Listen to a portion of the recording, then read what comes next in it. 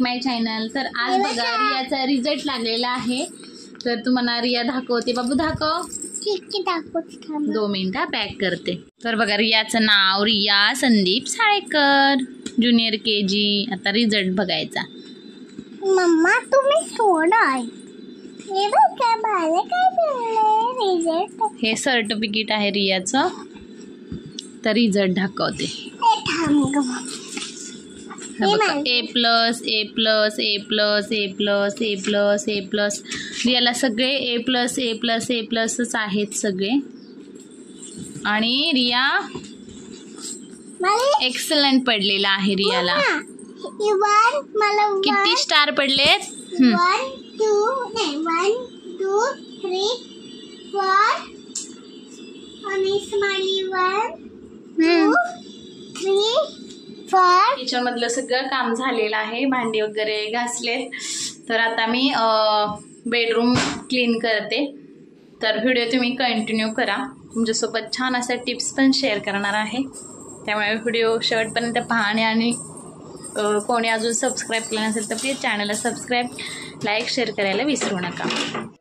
तर समाजात वावरताना लोकांनी आपल्याला सन्मान द्यावा असं वाटत असेल तर आधी स्वतःच आपला सन्मान वाढवला पाहिजे।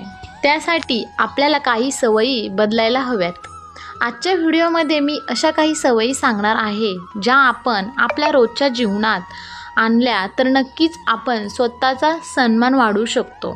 मग चला तर पाहूयात त्या सवयी कोणत्या आहेत ते। कधी उठसूट कोणाच्या घरी जायचं नाही। लोकांच्या घरी जाताना काळ वेळ याचं भान ठेवायचं। जर तुम्हाला कोणाच्या घरी जायचं असेल तर त्या व्यक्तीला आधी त्याबद्दलची थोडी कल्पना द्या, त्याला माहिती करून सांगा की मी येणार आहे म्हणून। म्हणजेच ती व्यक्ती तिच्या कामाचं योग्य नियोजन करून ठेवेल।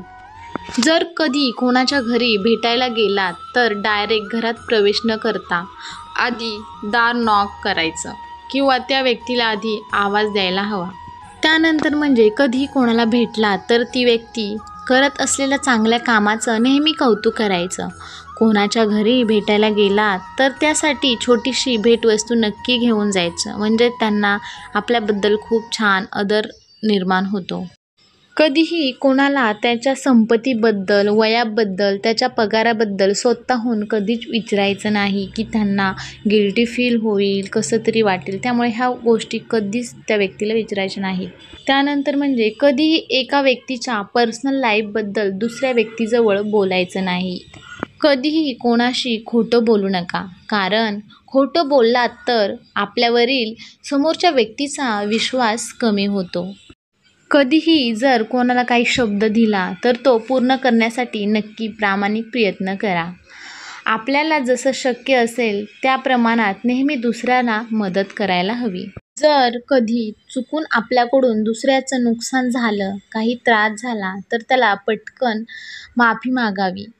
त्यामुळे त्याला त्याच्या मनामध्ये आपल्याबद्दल छान सन्मान निर्माण होईल, आदर निर्माण होईल। त्यामुळे त्याला माफी मागितली तर आपण काही कमी नाही होत। त्यामुळे त्याला माफी मागायची, आपल्याकडून काही चूक झाली असेल तर। त्यानंतर म्हणजे आपल्या चुका कबूल करायला शिका। समोरच्या व्यक्तीची परवानगी न घेता कधी त्या व्यक्तीच्या वस्तूला हात लावू नका।